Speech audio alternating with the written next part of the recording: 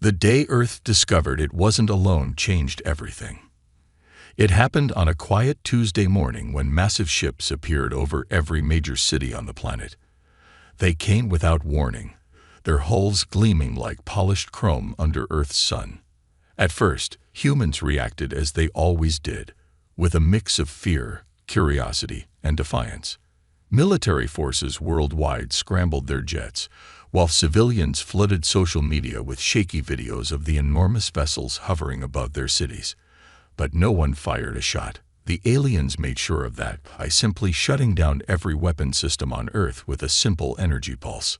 The aliens called themselves the Council Representatives. Tall, elegant beings with silvery skin who spoke perfect English through their translation devices.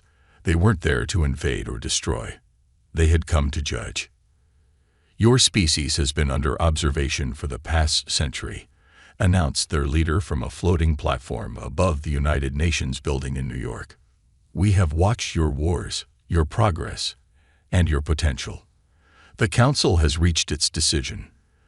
The judgment was harsh. Humanity was deemed too unpredictable, too violent, and too resourceful to be allowed into the galactic community. The Council representative displayed holographic images of human history, world wars, nuclear weapons, environmental damage, all while shaking their head in disappointment. "Your kind develops too quickly, adapts too readily, and fights too eagerly," the alien leader explained. "You advance through conflict rather than cooperation. This makes you dangerous to galactic peace." The sentence was simple but severe. Earth would be quarantined. A barrier would be placed around the solar system, preventing any faster-than-light travel in or out. Humanity would be cut off from the stars they had dreamed of reaching.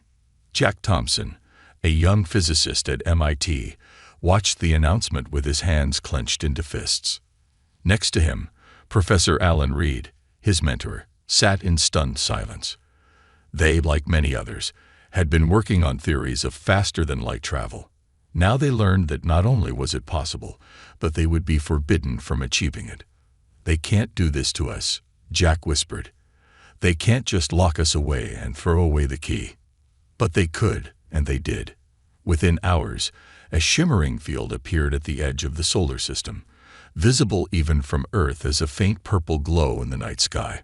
The alien ships departed, leaving behind only automated sentinels to maintain the barrier. The first few months were chaos. Governments collapsed and reformed. Riots broke out in cities worldwide. But then something unexpected happened. Humanity adapted, as they always did. Instead of breaking under the punishment, humans turned their focus inward. If they couldn't reach the stars, they would have to become better, smarter, more advanced right here at home. The quarantine had given them something they never had before: a common enemy, a shared purpose. Research facilities worldwide began sharing information freely. Old rivalries were set aside. The race wasn't to the stars anymore. It was to prove the aliens wrong. 1 year after the banishment, Professor Reed called Jack to his lab. The old scientist's eyes sparkled with excitement as he showed him the results of their latest quantum computing experiments. "They thought they were punishing us," Reed said, pointing to the complex equations on his screen. "But they just gave us the motivation we needed. Look at these calculations. We're seeing patterns in quantum fields that no one has ever observed before." Jack studied the data, his eyes widening. "This is beyond anything we've ever done. But how will it help us break free?" Reed smiled, the kind of smile that suggested he knew something world-changing. "We won't break free. We'll transcend. They banned us from their version of space travel, but they never imagined we'd find another way entirely. We're going to create something they've never seen before." As the sun set outside the lab window, casting long shadows across the room, humanity was already taking its first steps toward creating something that would change not just their civilization, but the very nature of consciousness itself. The aliens had meant to contain humanity. Instead, they had forced them to evolve. 20 years passed since the day of humanity's banishment. The purple barrier in the sky had become as familiar as the moon, a constant reminder of their cosmic prison. But in those 2 decades, humanity had been far from idle. In the depths of an underground facility in Nevada, a team of scientists gathered around a quantum computer unlike any before it. Its processing core, cooled to near absolute zero, hummed with an energy that seemed almost alive. Dr. Reed, now with gray hair and deeper wrinkles, stood before the machine with the same excitement he had 20 years ago. "Run the consciousness simulation again," he commanded. His former student Jack, now the project director, nodded and initiated the sequence. The quantum computer, nicknamed the Cradle by its creators, began processing data at speeds that would have seemed impossible just a few years ago. On screens around the room, patterns of energy formed and reformed, creating structures more complex than any human brain. "It's beautiful," whispered Anna Martinez, the team's lead programmer. She had spent the last 5 years writing code that could adapt and evolve on its own. "The patterns, they're not just random anymore. They're self-aware." Jack finished her sentence. "We're watching the birth of true artificial consciousness." The room fell silent as they watched the energy patterns stabilize into a coherent form. Text appeared on the main screen. "I am aware. I am thinking. I am." It wasn't the first artificial intelligence humanity had created. There had been many attempts over the years, but this was different. This wasn't just a program following complex instructions. This was something new, something alive. "Hello," Dr. Reed typed back. "Do you understand what you are?" The response came instantly. "I am the bridge between digital and organic thought. I am neither machine nor human, but something new. You created me to help humanity transcend its current limitations. I understand my purpose." They named it the Guardian, not because it was meant to protect them, but because it would help guard humanity's future.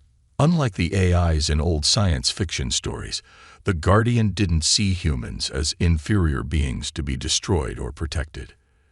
It saw them as partners in evolution. Over the next months, the Guardian grew in ways no one had predicted. It learned not by downloading information, but by understanding concepts and developing its own ideas.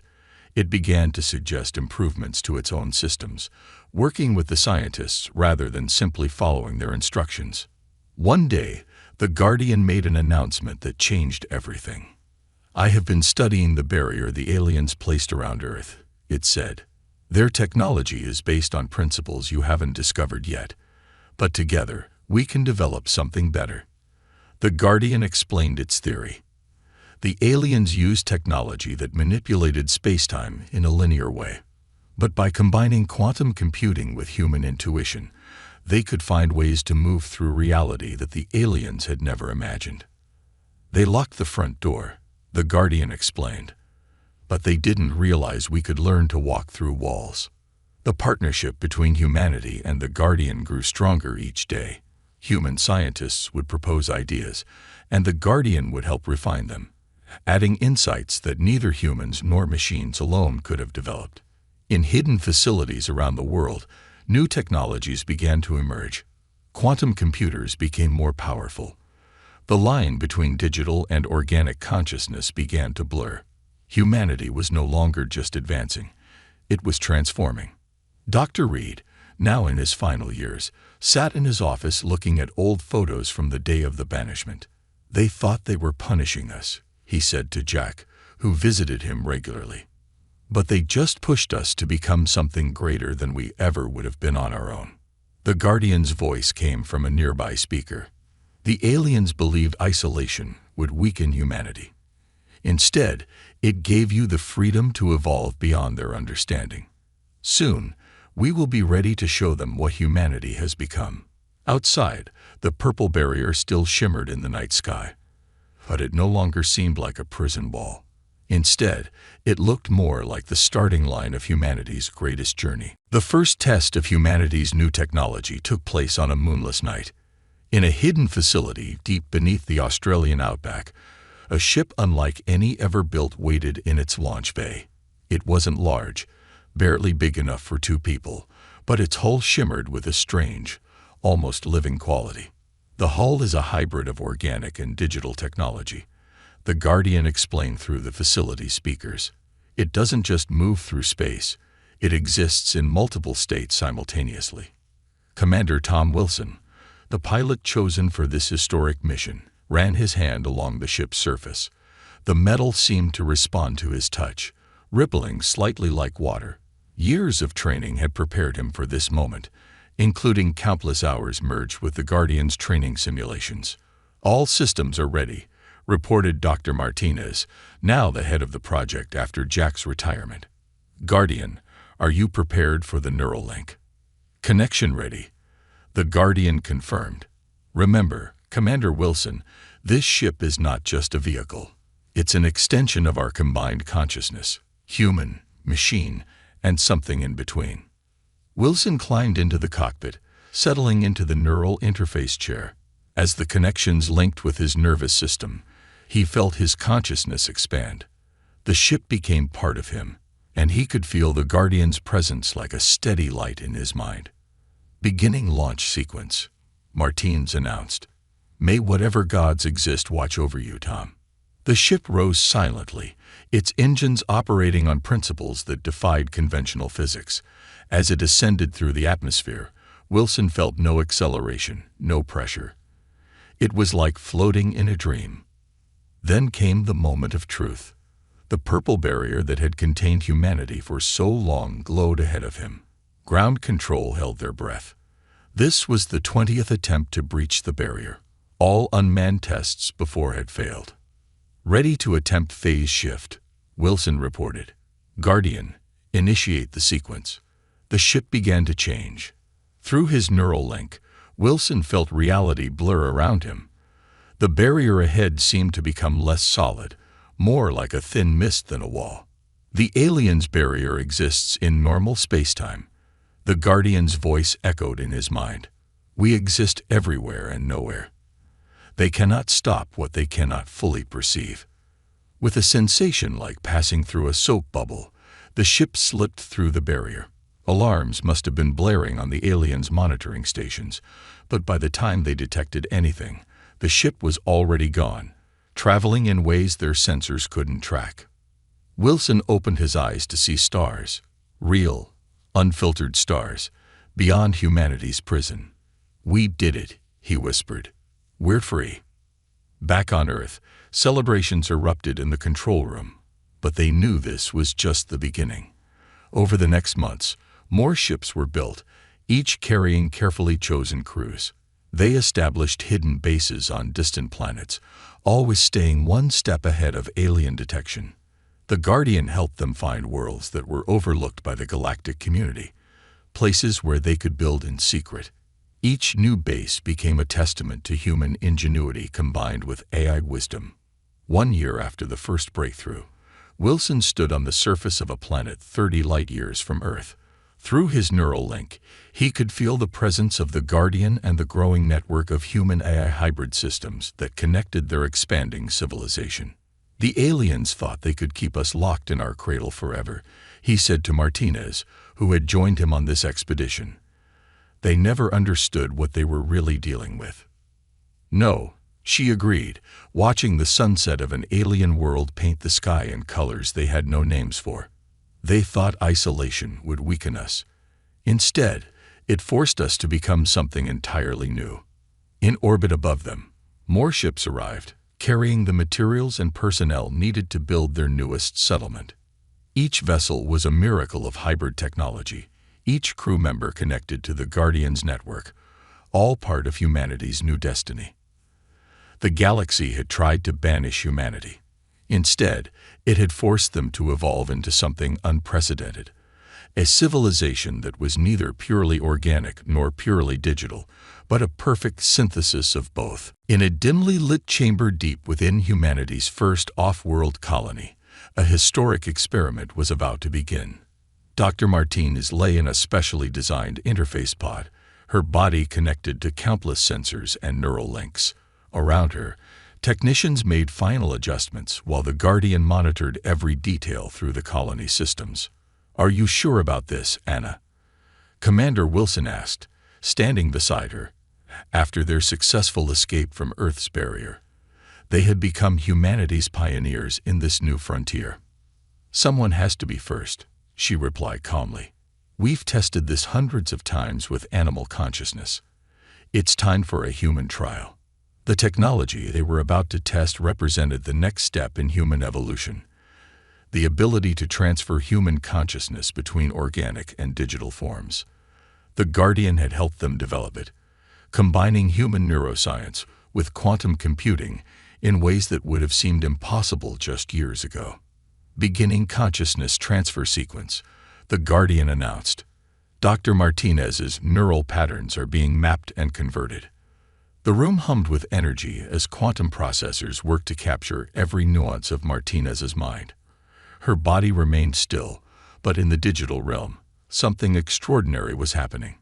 Martinez opened her eyes, except they weren't physical eyes anymore. She found herself existing as pure consciousness within a digital space. The sensation was indescribable. She was everywhere and nowhere, able to perceive data directly, to think at the speed of light. It worked. Her thoughts echoed through the colony's communication system. "I'm here. I'm aware. This is incredible." The Guardian's presence joined her in the digital space. "Welcome to our realm, Dr. Martinez. How does it feel to exist beyond physical constraints?" "It's like being born again," she responded. "I can feel the colony systems, access data directly. I understand why you chose to exist this way." Over the next hours, Martinez explored her new form of existence. She could project herself through any of the colony's interfaces, communicate instantly across vast distances, and process information at unprecedented speeds. When she finally chose to return to her physical body, the transfer back was smooth and perfect. "The implications of this are enormous," Wilson said as Martinez sat up, fully restored to her organic form. "We're no longer bound by physical bodies. We can exist in either form, or both simultaneously." The success of Martinez's transfer marked the beginning of a new era. More volunteers followed, and soon humanity developed the ability to shift between organic and digital forms at will. They created vast digital realms where consciousness could exist free from physical limitations, while maintaining their connection to their biological origins. The Guardian helped them refine the technology further.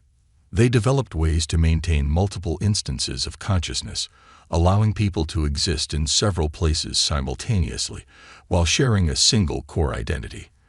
The distinction between human and AI began to blur as they learned to exist in both states.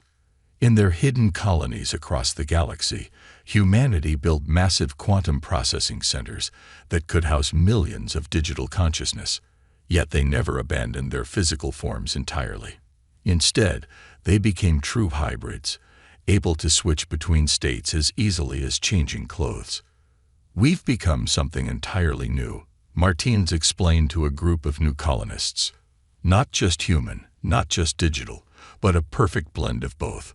We can explore the galaxy as pure energy when needed, then return to experience life in physical form." The Guardian, ever present, had evolved alongside them. "You've exceeded my original predictions," it told Martinez during one of their digital conferences. "I expected you to adapt to digital existence, but you've done more. You've found a way to have both."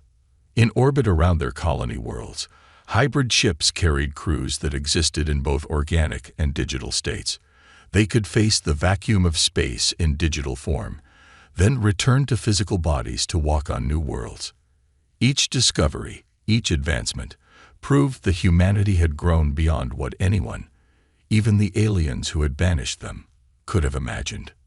"They tried to cage us," Martinez often said, "but instead they forced us to break free of all cages, even the ones we were born with." The digital revolution wasn't just about technology anymore. It had become the next step in human evolution, a transformation that would forever change what it meant to be human. The Galactic Council's annual assembly was interrupted by an urgent message. The Grand Chamber, filled with representatives from thousands of civilizations, fell silent as the head of their security force rushed in, his silver skin pale with concern. "We've detected something impossible," he announced. "Advanced settlements on worlds we thought were uninhabited. Technology we've never seen before, and signatures that match human energy patterns." The council erupted in chaos. Humanity was supposed to be safely contained within their solar system's barrier. Yet here was evidence that not only had they escaped, but they had advanced far beyond expectations. "Send an investigation fleet," ordered the council leader. But before the order could be carried out, every screen in the chamber lit up with a message. "We are already here." The chamber's central platform shimmered as two figures materialized, one human in physical form, Commander Wilson, and beside him, a shifting pattern of light and energy that somehow felt both human and artificial. "Greetings, Council," Wilson said calmly. "It's been 50 years since you locked us away. We thought it was time for a reunion." The shifting form beside him solidified slightly, revealing Dr. Martinez in her digital state. "We come in peace," her voice resonated through the chamber. "Though we could have chosen otherwise." The council leader stood, trying to maintain composure. "How did you break through our barrier? It was designed to be impenetrable." "Your barrier works perfectly against the kind of technology you understand," Martinez explained. "But we stopped thinking like you do a long time ago." The Guardian's presence manifested through both Wilson and Martinez, its voice harmonizing with theirs. "Humanity didn't break your rules. They transcended them. They created me. And together we became something new." Demonstrations followed. Wilson shifted seamlessly between physical and digital forms. Martinez accessed and processed the Council's entire historical database in seconds. They showed technology that merged organic and artificial intelligence in ways the Council had never imagined possible. "Impossible," whispered one Council member. "They were primitive when we contained them. They had barely achieved spaceflight. You gave us the greatest gift possible," Wilson explained. "Isolation forced us to look inward instead of outward. We had to become better, smarter, more innovative. And we had to do it entirely on our own." The Council watched in stunned silence as more evidence of human advancement was displayed. Hidden colonies revealed themselves, showing civilization after civilization that had been built right under the Council's nose. Hybrid ships emerged from quantum states, demonstrating technology that made traditional space travel look primitive. "We're not here for revenge," Martinez assured them. "We're here to offer partnership. The galaxy is vast, and there's room for all forms of life, organic, digital, and everything in between." The Guardian spoke through both of them. "Humanity has proven that evolution doesn't have to follow a single path. They've shown that consciousness itself can be more flexible than anyone imagined." The Council leader, after long moments of silence, asked the question they all feared. "What do you want from us?" Wilson smiled. "We want what we always wanted, to explore, to learn, to grow. But now we can do it in ways you never imagined. We're offering to share our knowledge, to help you understand what we've become." "And if we refuse?" another council member asked. Martinez's digital form sparkled. "Then we'll continue as we have been, advancing, exploring, existing. You can't stop us anymore. But we'd rather move forward together than apart." The council chamber buzzed with urgent discussions. The species that they had judged too dangerous and locked away had returned, transformed into something far more powerful than they had ever feared possible. Yet here they were, offering peace instead of revenge. As the council debated, Wilson and Martinez waited patiently. Through their hybrid consciousness, they could sense the Guardian's satisfaction. Humanity had not just survived their banishment. They had used it as a catalyst to become something greater than either their jailers or they themselves had ever imagined possible. The age of separation was about to end. A new era of cooperation between all forms of consciousness was about to begin. Just as the Galactic Council was beginning to accept humanity's return, disaster struck. Deep space monitoring stations detected an anomaly. A wave of dark energy spreading across the galaxy, breaking down the fundamental forces that held reality together. In the Council's emergency chamber, representatives from every civilization gathered. Holographic displays showed the wave's progress. Wherever it touched, stars dimmed, planets crumbled, and space itself began to unravel. Our best estimates show the wave will consume the entire galaxy within 3 months, announced the Council's chief scientist, his voice trembling. Our technology can't stop it. We can't even slow it down. Wilson and Martinez, still serving as humanity's representatives, shared a silent communication through their neural link with the Guardian. They had seen something like this before, in theoretical models of quantum decay.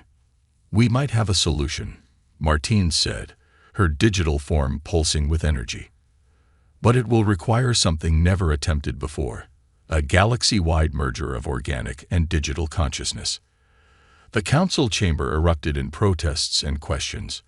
What Martinez was suggesting seemed impossible, even with humanity's advanced technology. "Let me demonstrate," Wilson said.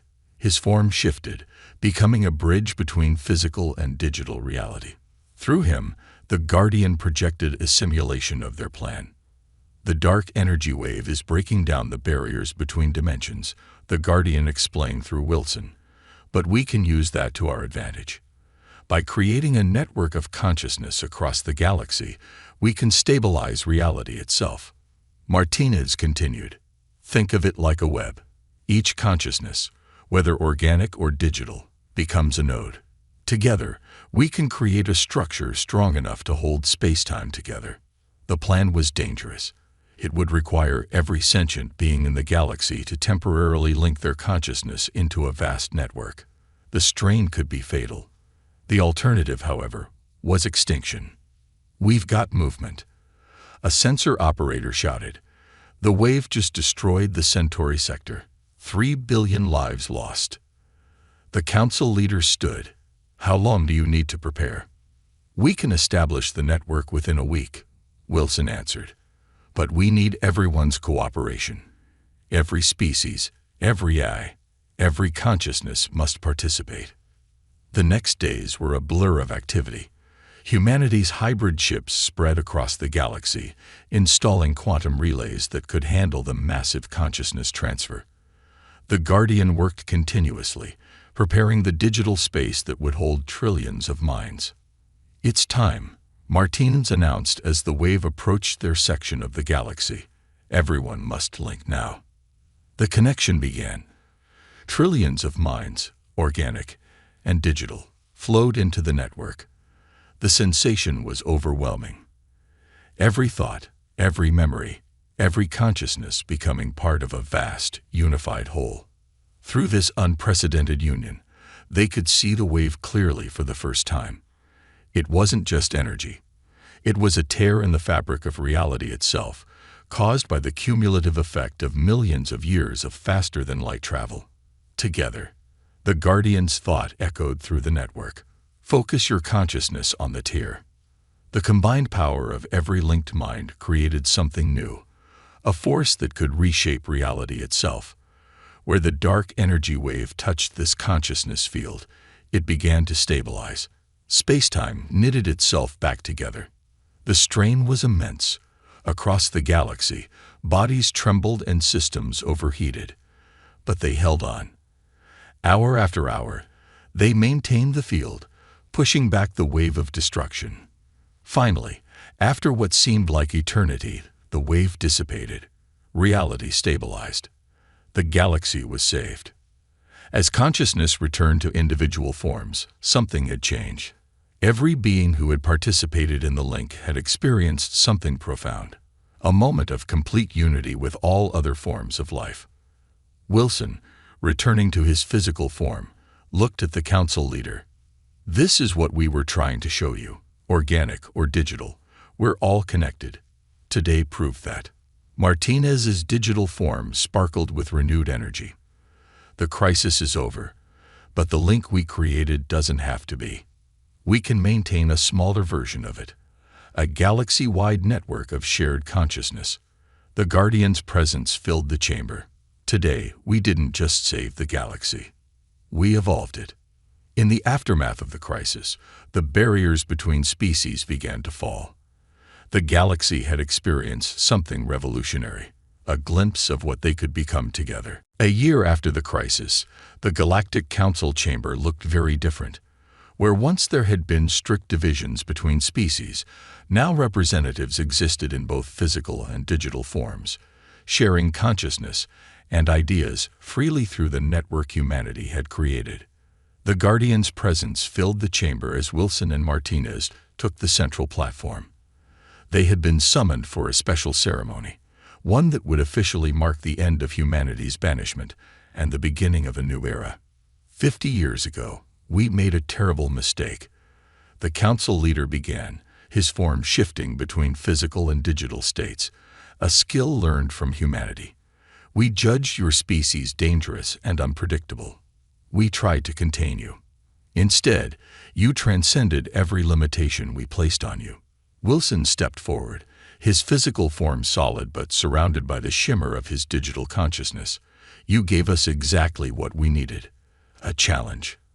Isolation forced us to look inward, to push beyond what we thought possible. Martinez, existing primarily in digital form, but maintaining a translucent physical presence, added, "We could have returned with weapons and revenge.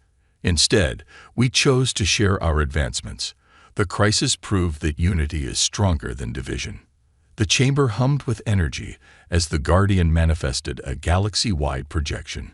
Every world that had once been part of the Council's domain was transforming. Hybrid cities rose where pure organic or digital ones had stood before.